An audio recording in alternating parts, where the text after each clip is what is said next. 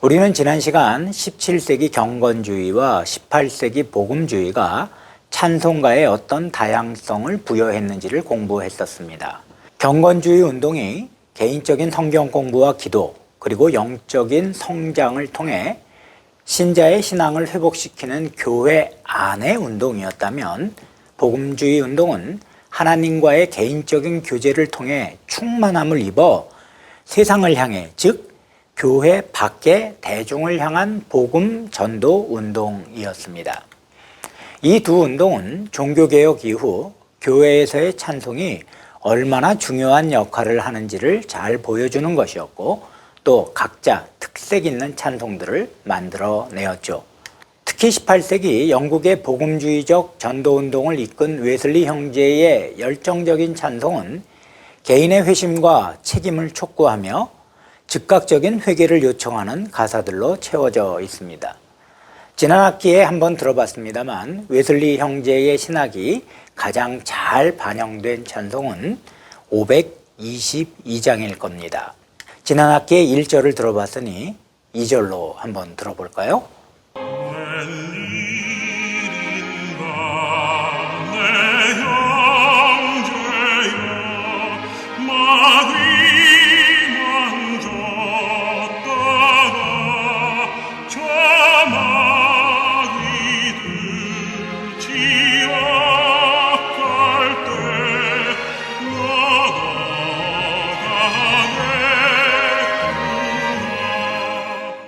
이 노래는 1절에서 4절까지 웬일인가 내 형제여로 시작하여 1절엔 주 안임 있다가 죄값으로 지옥 형벌 너도 받겠구나, 2절엔 마귀만 따르다 저 마귀 지옥 갈 때에 너도 가겠구나, 3절은 재물만 취하다 세상 물질 불탈 때에 너도 타겠구나, 4절 죄악에 매여 한없이 고생하는 것 참 못 보겠구나.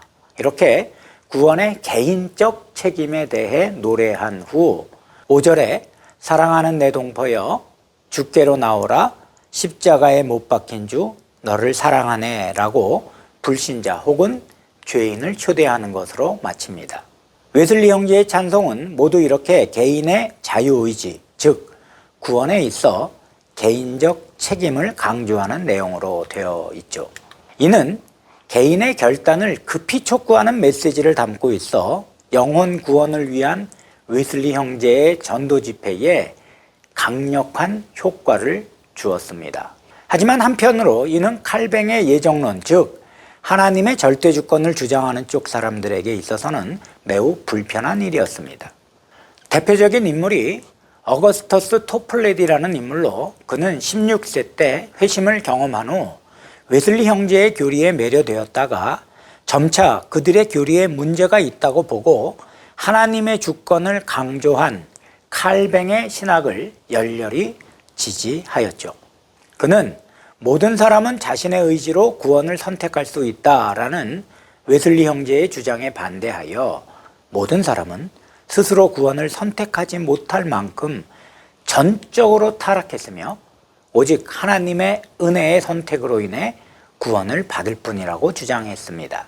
또한 성도가 스스로 성결을 지킴으로 완벽하게 죄를 짓지 않고 살 수 있다라는 웨슬리 형제의 성도의 성결함에 대한 주장에 대해서도 인류가 지은 감당할 수 없는 죄의 빚을 예수께서 십자가에 달려 돌아가심으로 인해 대신 갚아주셨다라고 반박하며 인류는 자신의 죄를 해결할 방법이 없다고 하였죠.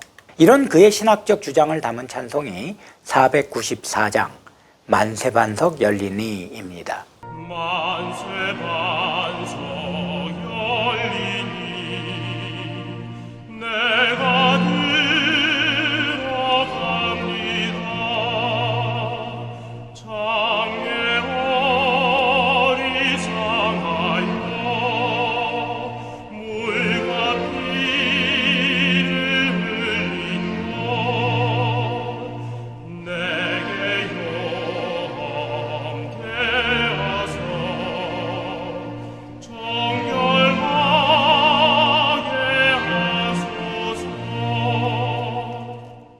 이렇게 18세기 찬송가 작가들은 특정 교리를 장려하거나 주장하려는 데 목적을 두고 가사를 썼죠. 당시 찬송가의 작가들은 대부분 목회자들로 자기의 신학적 입장을 뒷받침하려거나 강조하기 위해 찬송가를 준비했기에 18세기의 찬송가들을 교리의 찬송이라고 부릅니다. 이유야 어쨌든 이런 경쟁 아닌 경쟁으로 인해 찬송가는 시편가의 천편일률적인 형태에서 벗어나 다양한 형태로 발전해 가기 시작했죠.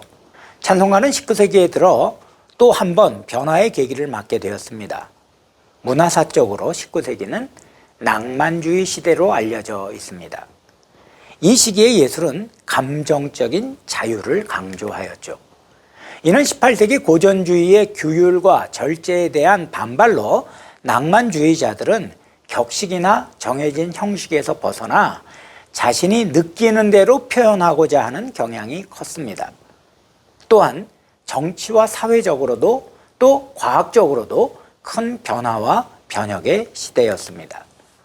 칼 마르크스에 의해 공산당 선언이 출판되므로 유물주의, 즉 세상엔 오직 눈에 보이는 물질만 존재한다는 공산주의가 시작되었고, 오스트리아의 지그문트 프로이트에 의해 정신분석학이 시작되었으며 찰스 다윈이 종의 기원을 출판하므로 진화론이 세상에 등장하였죠.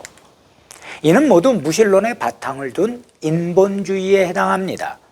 사회적으로는 미국은 남북전쟁 이후 산업화 속도가 빨라지며 사회적 변화가 급속히 진행되고 있었고, 유럽은 제국주의적 확장 정책으로 세계 곳곳에 식민지를 마련하고 경제적으로 착취하는 일에 혈안이었죠.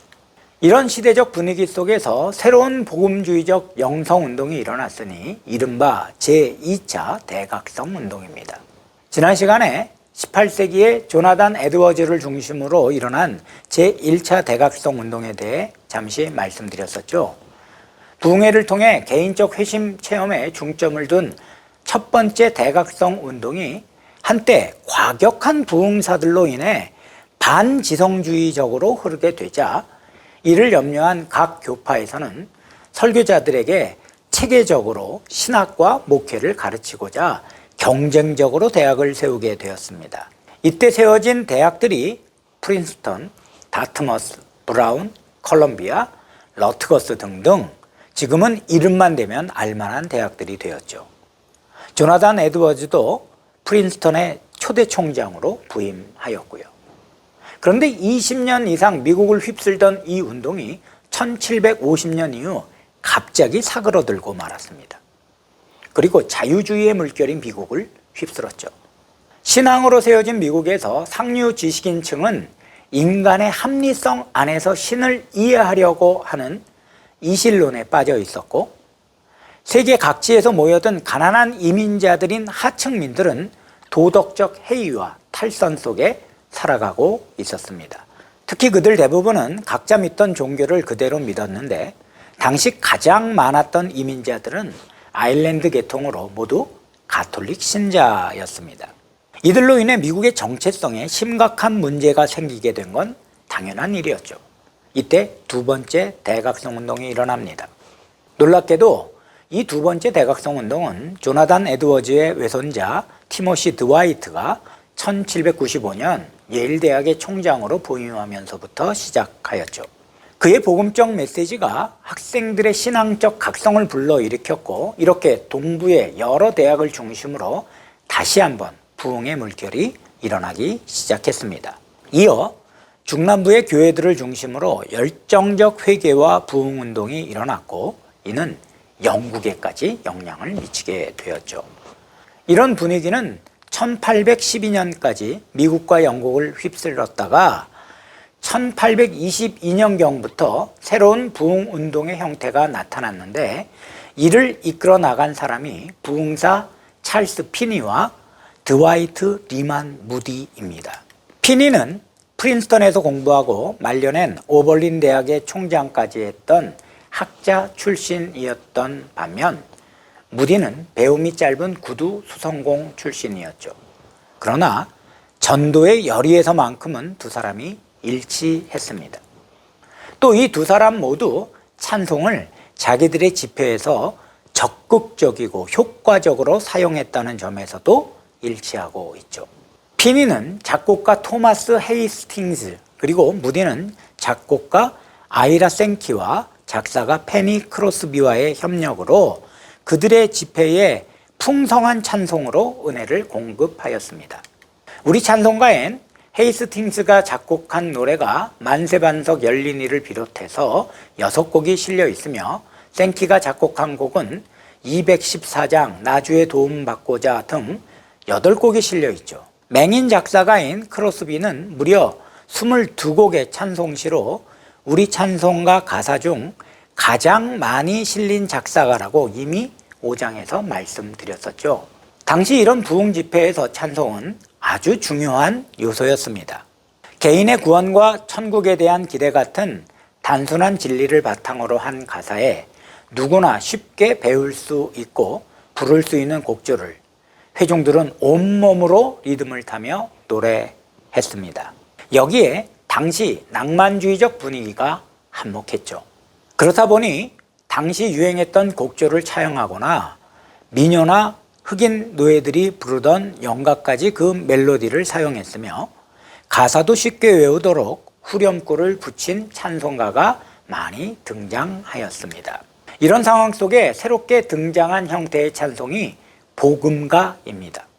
그리고 이 복음가의 등장은 역사상 가장 폭발적인 찬송의 양적 증가를 가져오게 되었죠.